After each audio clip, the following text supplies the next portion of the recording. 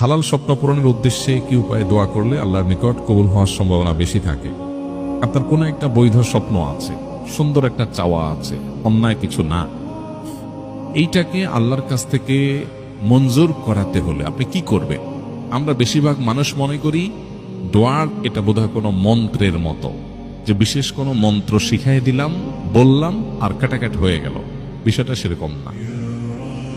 দোয়ার যে কনসেপ্ট, এটা আমরা অনেকে পরিষ্কার না জিনিসটা কি আসলে। দোয়ার কনসেপ্টটা হলো, আপনার সাথে আমার জানাশোনা আছে, আপনি আমার কাছে একটা জিনিস চাইলেন, কখন চাইবেন, চাইলে আমার মন মেজাজ ভালো থাকবে, এটা আপনি বুঝে বুদ্ধিমত্তার সাথে আপনি তখন চাইলেন।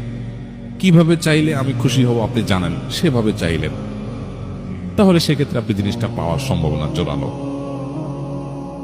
তাহলে মূল জিনিসটা হলো আপনার সাথে আমার সম্পর্কের ব্যাপারটা। আপনার সাথে আমার কোনো সম্পর্কের ব্যাপার নাই, পরিচয় নাই, জানাশোনা নাই, আস্থা নাই। আমি আপনাকে কিছু চাইলেই যে দেব সে ভরসাও আপনার নাই, কিন্তু আপনি এসে আমার সামনে একটা মন্ত্র পড়ে দিলেন আর আমি টপ করে আপনাকে দিয়ে দিব। বিষয়টা সেরকম না।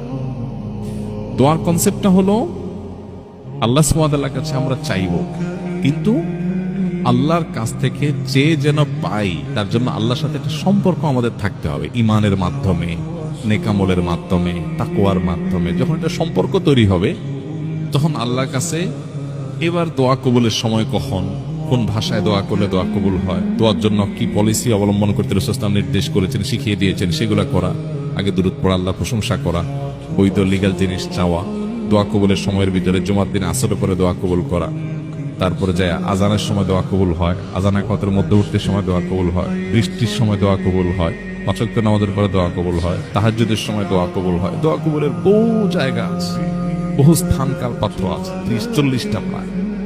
ইনি আমাদের একটা ভিডিও আছে, 30-40টা দোয়া কবুলের জায়গা হাদিসের আলোকে আছে। আপনি সেই জায়গাগুলোতে বিশেষ প্রায়োরিটি দিয়ে, আর এর বাইরেও জেনারেল টাইমে আপনি আল্লাহর কাছে দোয়া করবেন। কিন্তু মূল পুঁজি থাকবে কি?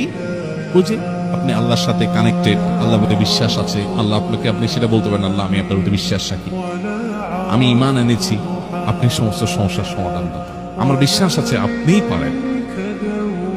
আল্লাহর কাছে সেভাবে যখন উপস্থাপন করবেন, তখন সেটা হওয়ার সম্ভাবনা থাকবে। আপনার কোনো লিগ্যাল বা বৈধ কোনো জিনিস যেটা অন্যায় নয়, অন্যায্য নয়, পাপের বিষয় নয়, সেটা যখন আল্লাহর কাছে চাইবেন, এই যে আল্লাহর সাথে সম্পর্ক বিল্ড আপ করার চেষ্টা করবেন ঈমানের মাধ্যমে, তাকওয়ার মাধ্যমে, পাশাপাশি সুন্দর করে দুরূদ পড়ে, আল্লাহর প্রশংসা করে, কাঙ্ক্ষিত জিনিসটা পেশ করে তারপর আল্লাহর কাছে চাইবেন।